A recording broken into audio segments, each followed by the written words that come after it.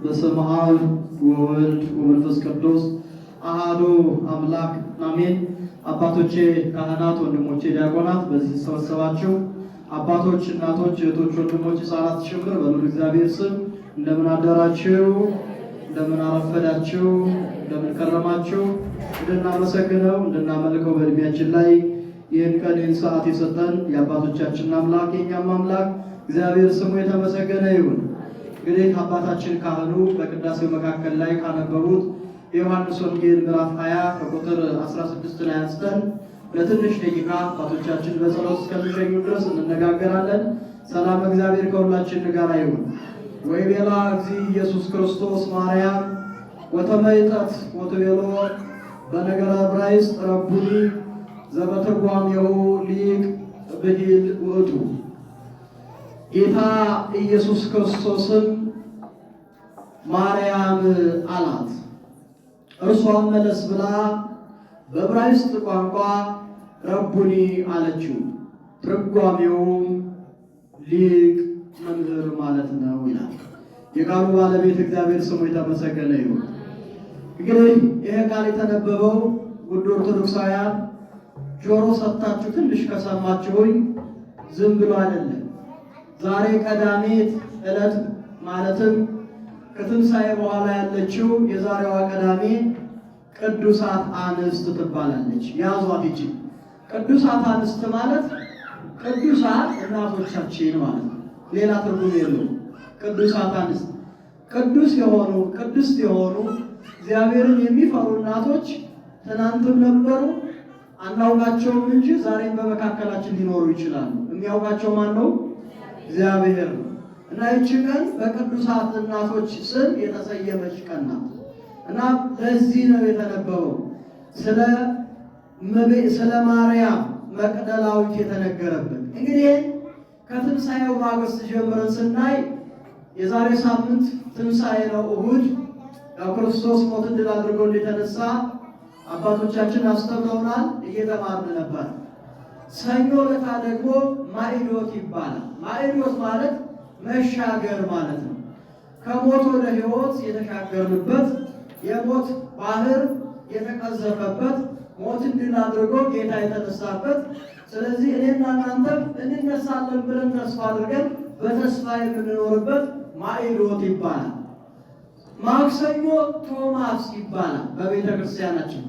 ቶማስ ጌታችን አምላካችን መድኃኒታችን ኢየሱስ ክርስቶስ ከተነሳ በኋላ ትንሣኤውን ያላመነ ነበረ እና ተጠራጠረ። ሲጠራጠር እና የተወጋው ጎኔን ደሙ የወጣበትን እይ ብሎ ቶማስ ሲነካ ያን የቶማስ እጁ ሲቃጠል ጌታዬ አምላኬ መድኃኒቴ ኢየሱስ ክርስቶስ ብሎ ሲናገር ስላየህ አመንክ፣ መለኮታዊ ኃይልን ሳያዩ የሚያምኑኝ ብፁዓን ናቸው ብሎ ለቶማስ ከጥርጥር እንዲወጣ ከምንፍቅና እንዲወጣ ያስተማረበት ማክሰኞ ነው። ረቡዕ ዕለት ደግሞ በአልዓዛር ተሰይሟል። እንግዲህ በአራተኛው ቀን ይላል አልዓዛር ከሞተ በኋላ ጌታችን ኢየሱስ ክርስቶስ ደቀ መዛሙርቱን አልዓዛር እኮ ሞቷል አላቸው።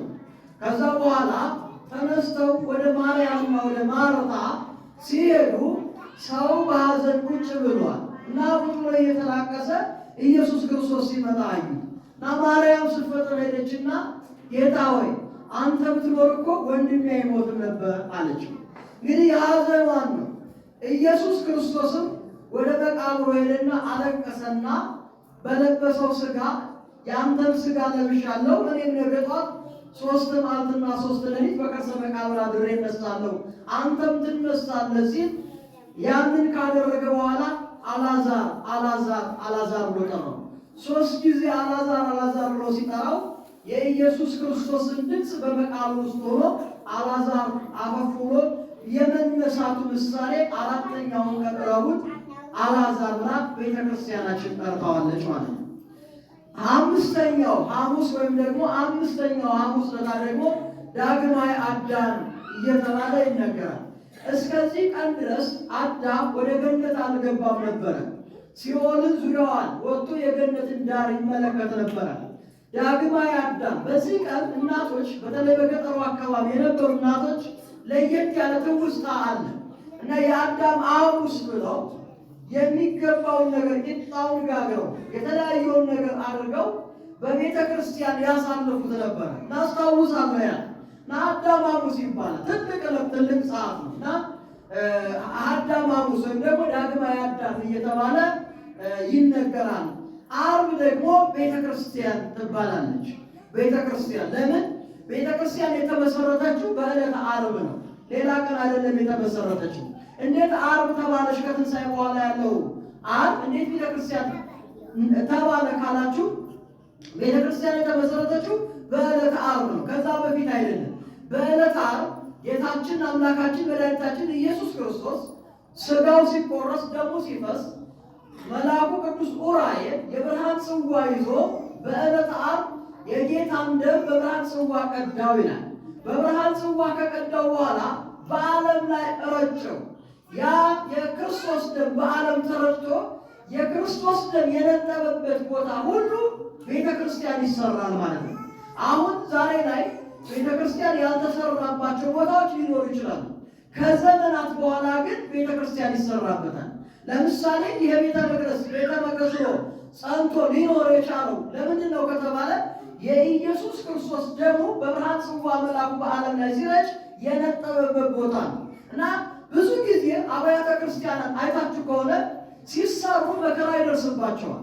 እግዚአብሔር ምዕመናንን ካህናትን አይምሯቸውን አነሳስቶ እዛ ቦታ ላይ ቤተ መቅደስ እንዲሰራ የሚያደርገው በሰው ሀሳብ አይደለም። የእግዚአብሔር የራሱ ዓላማ የክርስቶስ ደም የነጠበበት ቦታ ስለሆነ በዛ ቦታ ግዴታ የአዲስ ኪዳን ምዕመናን ሥጋውና ደሙን ሊቀበሉ ግድ ስለሆነ ብዙ መከራ ደርሶባቸው ብዙ ጣውራት ደርሶባቸው የተሰራ ቤተ ክርስቲያን እርግጠኛ ነኝ አይታችሁ ይሆናል፣ ሰምታችሁ ይሆናል። አንድም አይፈርስም። ለጊዜው ያፈርሱት ይችላሉ። መጨረሻ ግን ጸንቶ እስከ ዓለም ፍጻሜ ድረስ የክርስቶስ ቅዱስ ሥጋውና ክቡር ደሙ ሲቆረስበት ሲፈተትበት ይኖራል። ስለዚህ ዓርብ ቤተ ክርስቲያን ትባላለች ማለት ነው። ከቃሉ ጋር ናቸው አይደለ? አሁን የምነግራችሁ ከትንሣኤው በኋላ ያሉትን ነው የምነግራችሁ ለታቱ። ዛሬ ደግሞ ቅዱሳት አንስት ተብሎ ተሰይሟል። ለዛ ነው ወበእሑድ ሰንበት መጽሐፍ ማርያም መግደላዊት በጽባሕ አበ መቃብር እንዘ አድኅዉ ጽልመት ወረከበት እብነ እቱተ እምአፈ መቃብር ብለው ካህኑ ማንበብ ጀምሩ። በእሑድ ሰንበት ሳምንትም ማርያም መግደላዊት ገና ጨለማ ሳለ ገስግሳ ወደ መቃብር መጣች። ድንጋዩም ከመቃብሯ ተነስቶ አገኘች። አሁን እቺ ሴት ነው የሚያስባት። እንግዲህ ማርያም መግደላዊት ማንም ሳይመጣ የክርስቶስ ፍቅር ስላላት፣ በነገራችን ላይ በፍቅር ዓለም ካመኑ እንደ ሴት ታማኝ የሌለ መሆኑን ማርያም መግደላዊት በእርግጠኛ ታስተምራለች። እንግዲህ እቺ ማርያም መግደላዊት ብለን የምንላት ስምዖን በር የዘጋባት ሴት ክርስቶስ የጠራት እና በደሏንና ኃጢአቷን ያስተሰርየላት ክርስቶስ ኃጢአቷን ያሰገደላት እርሷ እድናለሁ ብላ ያመነች ናት። እናቶቻችን ካመኑ ወደ ኋላ ይሉ። ለምሳሌ ለማየት ወደ ቤተ መቅደስ ስንመጣ ከወንዶችና ከሴቶች ቀድመው ወደ ቤተ ክርስቲያን የሚመጡት ዛሬ ድረስ እናቶች ናቸው። ለምን ካላችሁ ለእግዚአብሔር ቁርጥ የሆነ ዓላማና ልብ ስላላቸው ማለት ነው። እግዚአብሔርን እንዴት እንደሚወዱ ያሳየች ቁርጥ ሴት ናት እና ፈጥናም ወደ ስምዖን ጴጥሮስ እንደገና ተመለሰች። ደቀ መዛሙርቱ ስምዖን ጴጥሮስ እነዛ የተጠሩት ተቀምጠው ስትፈጥን ሄደችና ጌታ ኢየሱስ ይወደው ወደ ነበረው ወደዚያ ወደ ኋላ ተኝቶ ደቀ መዛሙርት መጣ። ጌታ ከመቃብር ወስደውታል፣ የወሰዱትም አላውቅም አለ። ለእነ ዮሐንስና ለእነ ጴጥሮስ ዳ በሌሊት መጣ እኮ እንግዲህ አስቡ። ጨለማውን ሳትፈራ ግርግር ነበረ እና በዛ በድቅድቁ ጨለማ ስትፈጥር መጣ። ወደ መቃብር የመጣችው ማርያም መግደላዊት ሴት ናት እና ሄደችና መቃብሩ ባዶ ነው፣ ድንጋይ ተነስቷል አለቻቸው። ጴጥሮስና ወወፁ ጴጥሮስ ወዝኩኒ ካለረዱ ሆሮሃ በመቃብር እና ጴጥሮስና ሌላው ደቀ መዝሙር ደግሞ ሲፈጥሩ ወደ መቃብር ሄዱ ነው የሚለው። ሁለቱም በአንድነት ሲሮጡ ሌላው ደቀ መዝሙር ጴጥሮስ ቀድሞት ወደ መቃብር ደረሰ። ያው ጴጥሮስ በባህሉ ፈጣን እንደሆነ በመጽሐፍ ቅዱስ ተነግራችኋል፣ ሰምታችኋል። ሲፈጥር ጴጥሮስ ወደ መቃብሩ ገባ።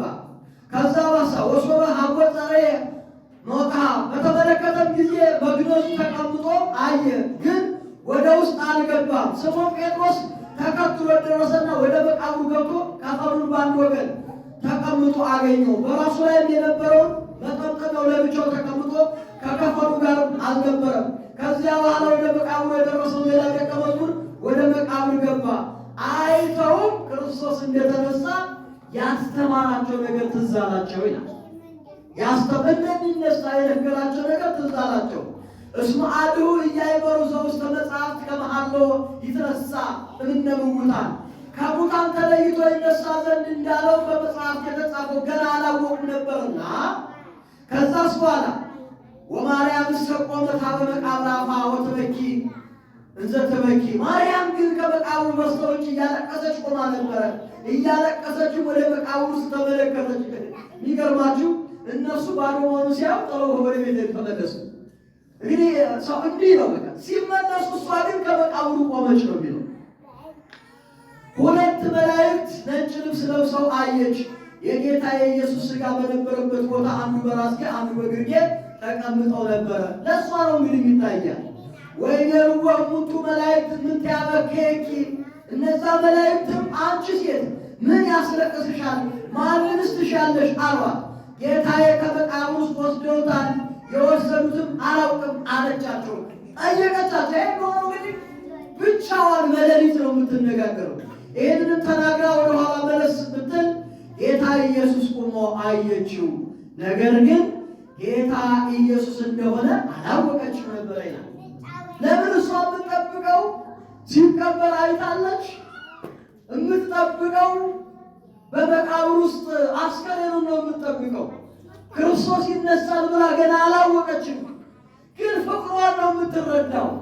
መሐሪነቱን ነው ያየችው። ከኃጢአቷ ይቅር እንዳላት ነው የተረዳችው። እሱ መሐሪ እንደሆነ ነው የተረዳችው። ከዛስ በኋላ ወዘንተ ብላ ተበይጠት ድሪሃ ወረየቶ ለእግዚእ ኢየሱስን ዘይቀውም ወይ ቤላ እግዚእ ኢየሱስ ክርስቶስ ብእሲቶ ምንተ ያበክየኪ ወመነ ትሐስሲ አላት። ኢየሱስ ክርስቶስም ጌታ ኢየሱስም አንቺ ሴት ምን ያስለቅስሻል? ማንንስ ትሻለሽ አላት። እርሷ ግን የአትክልት ጠባቂ መስሏት ነበር እንጂ ኢየሱስ እንደሆነ አልተረዳችው ነበረ። እመኒ አንተ ነሣእኮ ንግረኒ ኀበ ወሰድኮ ከመ ሁርአነ ወአንሶ ኀቤ ወቀብእ እፍረተ። ምን አይነት የተባረከ ሴት ናት በእውነት!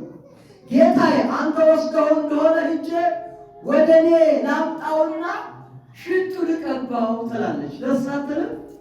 ሽቱ ልቀባው ወስደው እንደሆነ አምጣው፣ ከወዴት ነው ያለው እያለች ትጠይቀዋለች። ኢየሱስ ክርስቶስን እንዲህ ይላታል በእውነት ወይቤላ እግዚእ ኢየሱስ ክርስቶስ ማርያም አላት። ጌታ ኢየሱስ ክርስቶስም በስሟ ጠራ። በስማችን እግዚአብሔር ይጥራል። ወለተ ማርያም ገብረ ማርያም ገብረ ጻድቅ ወክርስቶስ ይጥራል። እሱ ሲጠራን በስማችን እኮ ያውቀናል። የምህረት አባት የይቅርታ አባት ነው። ወይቤላ እግዚእ ኢየሱስ ማርያም አላት። በስሟ ጠራ። ወተመይጠት ወትቤሎ በነገረ ዕብራይስጥ ረቡኒ አለችው። ድምፁን ስትሰማ አወቀችው። ደስ አይልም? የማንን ድምፅ ስትሰማ? የክርስቶስን ድምፅ ስትሰማ ረቡኒ አለችው። መምህር ሆይ ጌታ ሆይ አለችው። ወይቤላ እግዚእ ኢየሱስ ክርስቶስ ኢትትከፈኒስ መኃሊ ረከቡ ያረኩ ማዌ ዋዊ። ጌታ ኢየሱስ ክርስቶስን እንደ መጀመሪያው አትንኪኝ አላት። ከቃሉ ጋር ናችሁ። መጀመሪያ በለበሰው ሥጋ ከመሰቀሉ ከመገረፉ በፊት ከስምዖን ቤት መጣ። ይቅር እንድላት እግሩ ስር ወድቃ ሽቶውን አርከፍክፋበት። ከዛስ ምን ብላለች? እየየ ብላ ታለቅሳለች። እግሩ ስር ወድቃ ማረኝ እያለች ማለት ነው። እና ስታየው የኔ ኃጢአተኛው እንባ እንዴት ይነካዋል ስትል ደግሞ ሌላ ብትጠርግበት ብታጣ እንኳን በፀጉሯ ጠርገዋለች። ይህን ታውቃላችሁ አይደለ? ከዛ በኋላ ምን አለባት? ኢትትከፈኒስ መኃሊ ያረኩ ኀባቤ ወአቡኪ። ወደ አባቴ ወደ አባትሽ ወደ ፈጣሪያችሁ ወደ ፈጣሪ አልሄድኩምና ወደ አባቴ ወደ አባታችሁ ወደ መምህራችሁ ወደ መምህራችሁ ወደ እግዚአብሔር ወደ ፈጣሪሽ አልሄድኩምና አትንኪኝ አላት። ማርያምን ወሆረት ኀበ መግደላዊት ወአብሰረቶ ለአርዳኢሁ ወትቤሎሙ ለይክዎ ለእግዚእነ ወነገረቶሙ ዘከመ ይቤላ። ማርያም መግደላዊት ሄደች፣ ለደቀ መዛሙርቱ የምስራች ነገረቻቸው። ጌታችን አየሁት አለቻቸው። እንደነገራትን ክርስቶስ ተነስቷል ብላ አበሰረቻቸው። እስከዛ ድረስ ግን ወደ አባትሽ ወደ አባቴ ገና አላረኩምና አትንኪኝ፣ እንደ መጀመሪያው አይደለሁም ማለት ከትንሣኤ በኋላ የሚዳሰስ አይደለም፣ የሚዳሰስ የሚጨበጥ አይደለም። ስለዚህ እንደ መጀመሪያው አይደለሁም አትንኪኝ ግን አላት። ፍጹም አምላክ ፍጹም ሰው ነኝ፣ እንደ መጀመሪያው ግን አይደለሁም። አዎ እንደ መጀመሪያው ሆኖ አይመጣም። ክርስቶስ እኮ ይመጣል ዳግ የቤተ ክርስቲያን ምኞት ነው አይደለ? ቶሎና ትላለች ቤተ ክርስቲያን። ክርስቶስ ሲመጣ በክበበ ትፍሲት በግርማ መለኮት ያ የለበሰውን ሥጋ ሆኖ ይመጣል። ሲመጣ ግን እንደ መጀመሪያው የምናየው በመካከል የሚመላለስ ሆኖ አይደል፣ ለፍርድ ነው የሚመጣው ማለት ነው። ሊያስተምረን መጥቷል፣ ሊፈርድልን ወይም ሊፈርድብን ይመጣል ማለት ነው። ከቃሉ ጋር አላችሁ አይደለ? ስለዚህ ይሄ ቀን ይሄ ዕለት የዛሬዋ ዕለት ቅዱሳን አንስት ብለው ቤተ ክርስቲያን ለእናቶቻችን ትልቅ ክብር ስላላቸው በቅዱሳን አንስት የተሰየመ ትልቅ የቤተ ክርስቲያን ዕለት ነው እና ለዚህ ዕለትና ሰዓት ያደረሰን እግዚአብሔር ስሙ የተመሰገነ ይሁን። ነገ ዳግም ትንሣኤ ይባላል አይደለ? ለመጨረሻ ጊዜ ደቀ መዛሙርቱን ሰብስቦ ትንሣኤውን ያሳያቸው። ምን ከዛ በፊት ለአንድም ለሁለትም እየሆኑ ነው የሚታያቸው የነበሩ። በነገው ዕለት ግን ሁሉም ተሰብስበው የክርስቶስን ትንሣኤ የሚያዩበት ነው። ዳግም ትንሣኤ የሚባለው ለዛ ነው እንጂ እንደገና በየሳምንቱ የሚነሳ ሆኖ አይደለም። ከዛ በፊት ግን ለአንድም ለሁለትም እየሆነ ይታያቸው ነበረ። በነገው ዕለት ግን ግብረ አቡየ ዘወሀብከኒ ፈጸምኩ፣ ይህ ሥጋን ለብሼ በምድር ላይ የሰራውን ሥራ እንዳደርግ ያደረገኝ ሁሉን ነገር ፈጸምኩ ብሎ የሚያስተምርበት ትልቅ ዕለት ነው። እንግዲህ ለነገውም እንዲያደርሰን የእግዚአብሔር መልካም ፈቃድ ይሁንልን። ወስብሐት ለእግዚአብሔር።